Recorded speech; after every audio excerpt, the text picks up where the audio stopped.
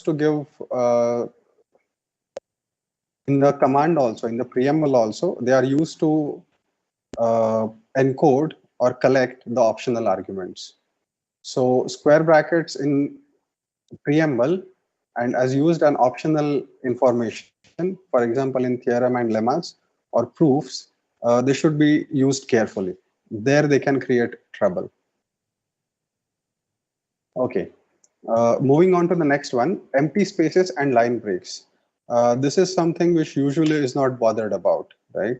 When you type, then we usually are careful about what we are writing and what should be read and what should be comprehend. However, giving appropriate spaces between words and spaces between lines, and even in general, the empty spaces is an important thing, and it's a job of typesetter. So we have to know that how to give spaces also in LaTeX document. And tech handles this job in a different way than other processes do. For example, in Word or in a simple notepad, if you want to increase the space between two words, what do? You just keep typing the space bar, right? It increases the space. However, in LaTeX, no matter how many such space bars you type, in the output, all you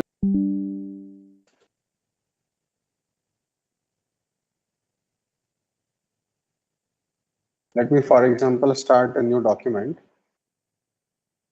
in article class, in document.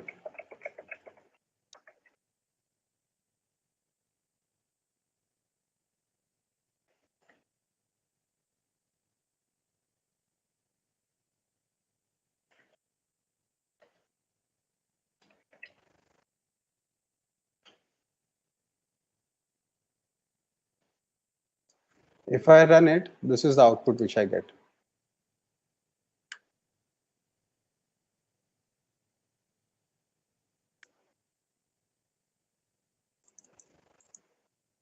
Now in this output, no matter how much spaces I add before test, the output will just show one single space. So spaces, these empty spaces between words are handled in a different form.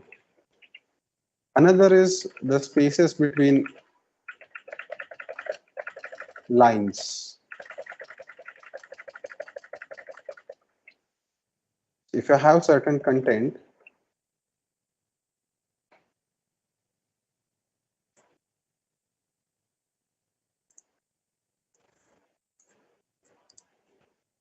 then to give a space between two lines, usually this is what people would do.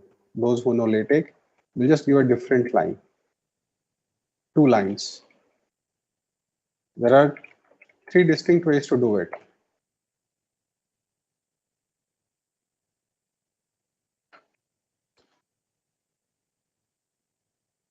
I don't know if this works.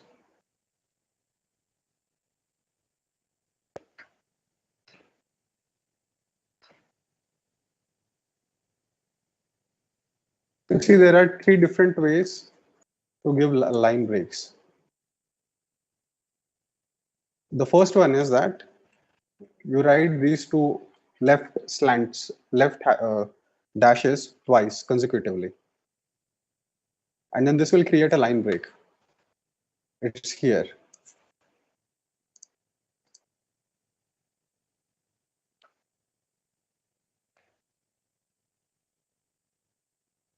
Second line break is here.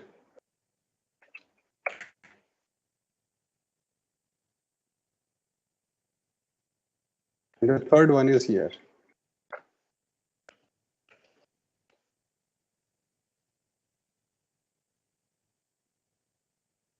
Can you see the differences between these three? What is the difference between the first type of line break and the second type of line break?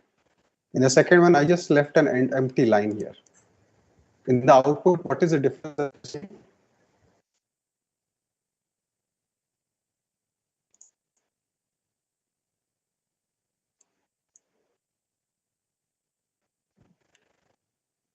If required, But the standard ways to give line break are either these two lines or an empty line.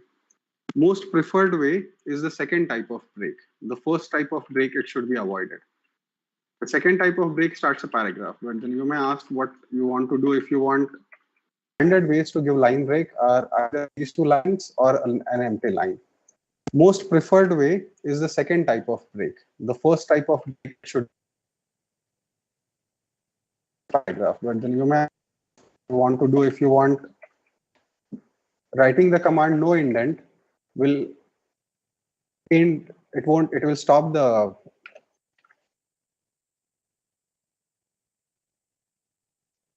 it will avoid the break, the indentation, sorry. So this is where your sentence begins. So the one with double two lines, they are usually called as manual line breaks. And the second one, I prefer calling them as natural line breaks. So we should go for the natural line breaks by leaving a line empty. That's it.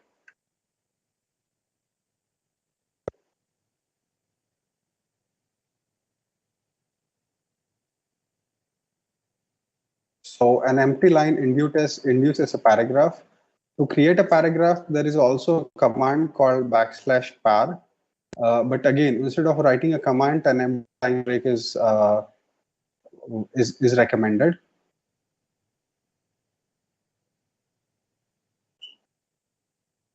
Then there is discussion about hyphenation. I'll skip it.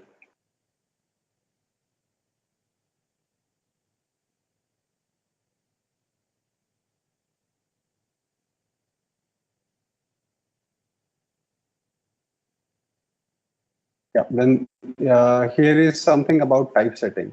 So in general, what happens is that when you have words and the gap between words, it is fixed.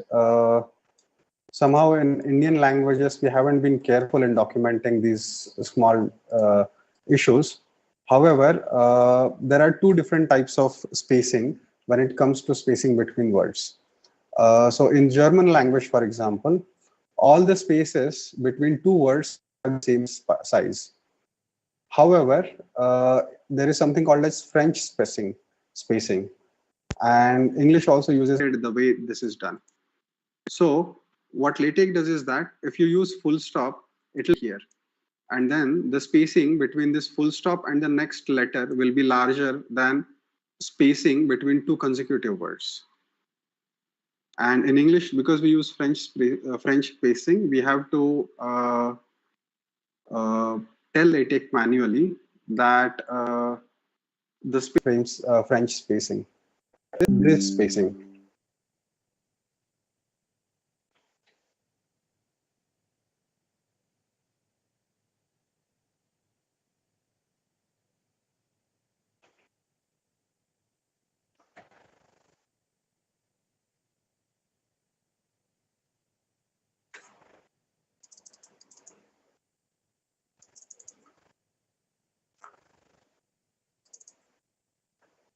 So you see that this command, the reduce,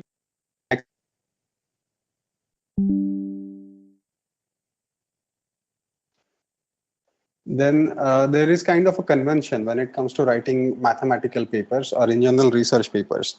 Namely, instead of writing, for example, it's very common to write e.g. This is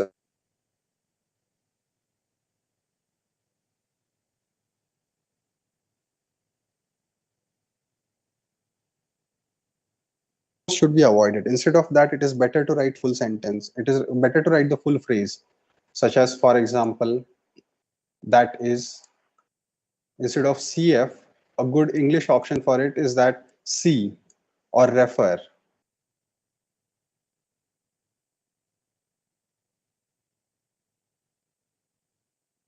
Then there is this special issue about non-breakable space. Sometimes it is possible, it happens that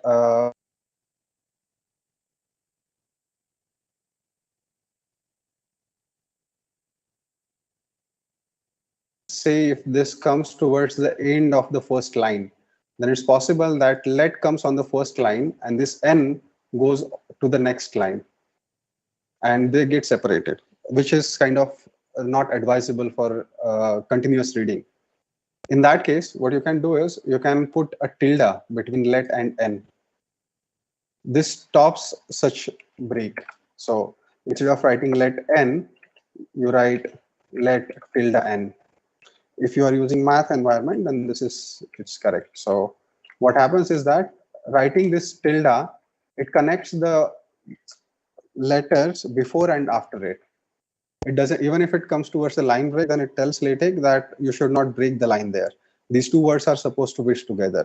So they both will either stay in the top line or they will go to the next line, but in a group. So this is something which is useful while coming to writing references also. We'll see when we go to references, how to write the references. It's important that whenever you say see and then refer something, then put a tilde in between them. And here are some spacings. So just a backslash, it gives a unit space. This is a standard space between any two consecutive words. If you want to increase the space between two words, then the command for that is quad. And if you want a space which is more than a quad, then there is a command called qquad. So quad is actually a unit when it comes to printing. And if you want to reduce the space, if you want to go to the negative spaces, then this is the first level of the negative space. Sorry, this is a negative space, and this is something which is smaller than the unit space. So usually it starts from comma and then colon, backslash colon, and backslash semicolon, and this will induce a negative space. So if you want, you can just try it. For example, if you have your editors ready, then just see what happens if you have two words written like this in your editor.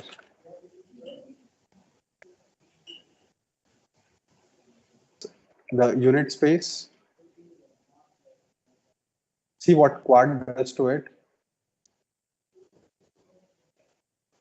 Also, it's what q quad does to it. Here, I think there should be a curly brace. So you know that if you use a command, then usually this command, if you don't terminate it sometime, it affects the next word and the word gets very close to each other. So see how these spaces are written, how these spaces they look like.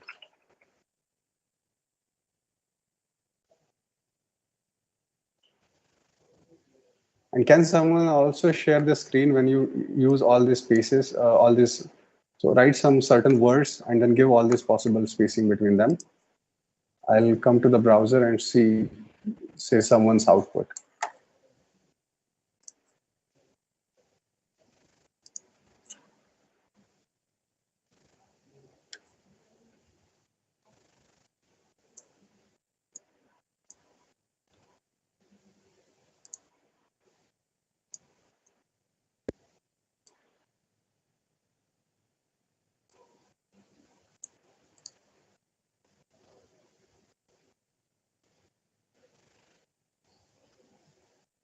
So I hope your editors are also ready. Can you see the difference between the spaces, how they behave?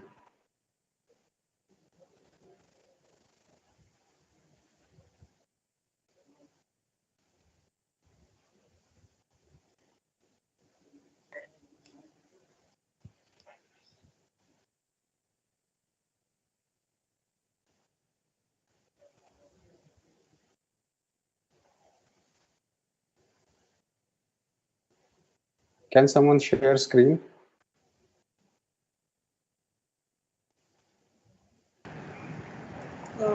If anyone want to share the screen, please raise your hand so that I can make him or her presenter.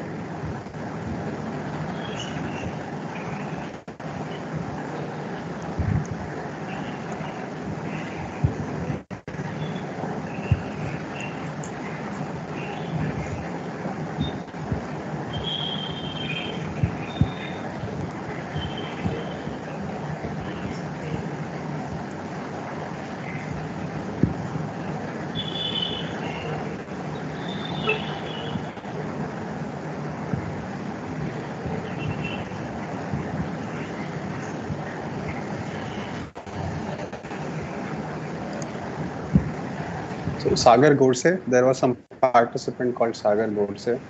Just a minute. Yeah, so could you share your screen?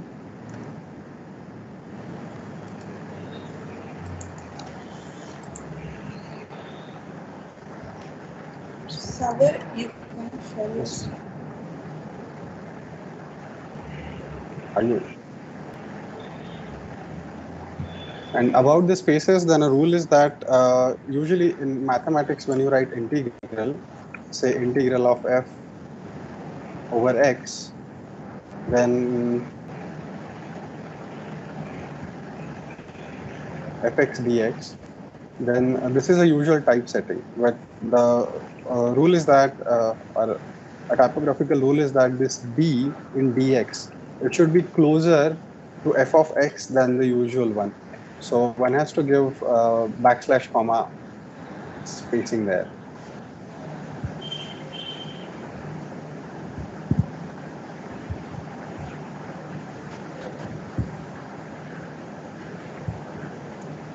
And not the regular spacing.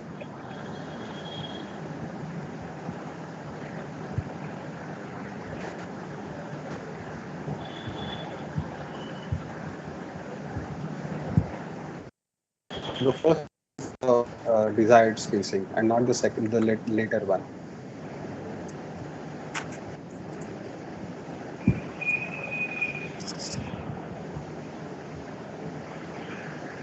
If you write two terms in display math environment and you want to separate these two terms, say you write f of x is equal to x square and the second function is g of x is equal to y, then the spacing between them is usually a quad spacing.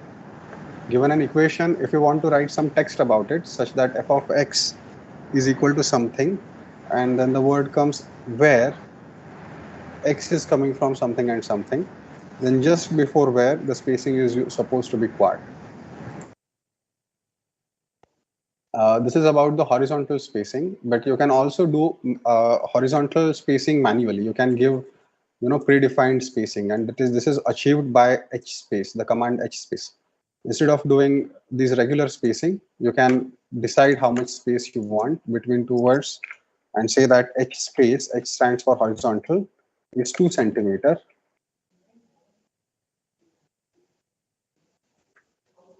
and this will create a horizontal space between this and is. It's a 2 centimeter space. Instead of centimeters, you can even use units like inches, say 0.3 inches, and it will take that as a unit, standard units. For inches, it is IN.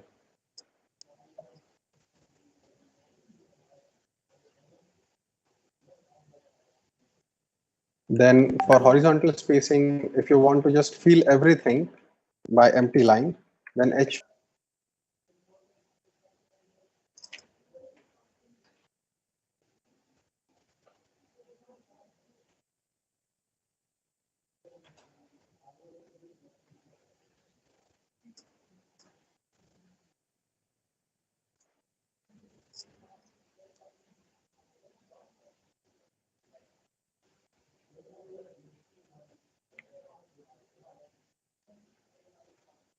Then coming to hyphens and dashes, there are 4 types of dashes in mathematics. Usual dash. When you want to say well defined, there is a dash between well and defined. That is the hyphen. Then there is something called as EN dash. It's 2 dashes which are put together. Then there is something called as EM dash. It is 3 dashes together. And the 4th dash is nothing but the minus sign in mathematical mode. They all differ. The hyphen is used when you have to hyphenate a word. This English has standard rules for hyphenation. And if you choose to hyphenate word, then use the same convention throughout the article or thesis. About en dash, when you want to say, when you have some phrasing wherein you want to say from here to there, you have a starting point and ending point. That is the place where en dash is used. These are 2 dashes which are put together. The three dashes put together. This is used in grammar when you want to think long, you want to take a long break. And the minus sign is just minus sign in mathematics.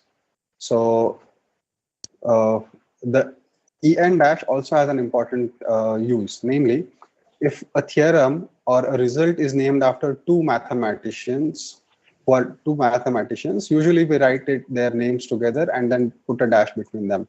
This dash should not be a hyphen, but it should be a en dash. It should be an en dash. So to illustrate this,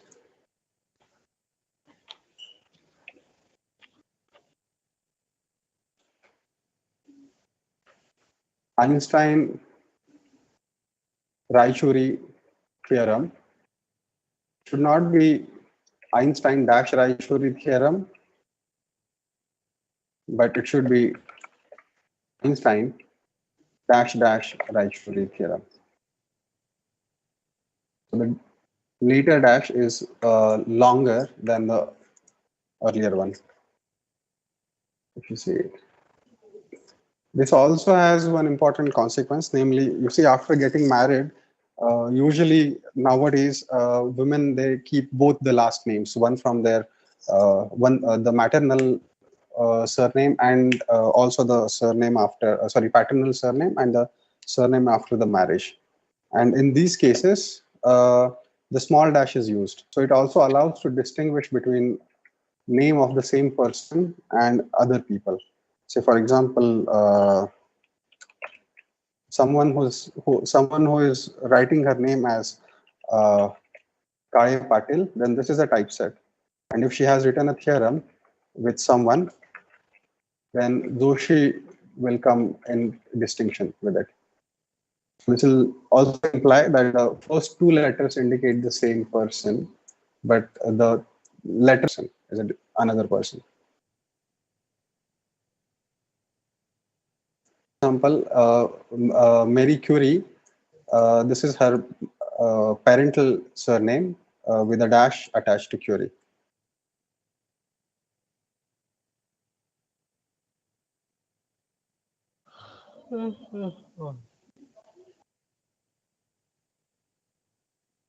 Yeah, coming to I said that the square brackets, they have a special use as an option, and this is a use. If you start a theorem, in the square bracket, you can write an extra information about it. For example, begin theorem, end theorem with Bolzano-Weier's truss. We'll say that we'll type it as follows automatically. There will be square round brackets around Bolzano and Weier's truss. It is also used in a proof. You can just write proof as usual. Or if you want to write proof of some certain theorem, in the bracket, you can write the optional argument.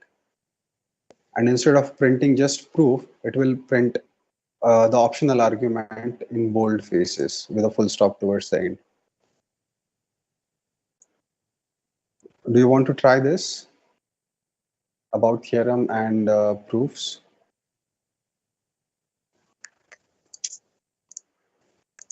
Or have you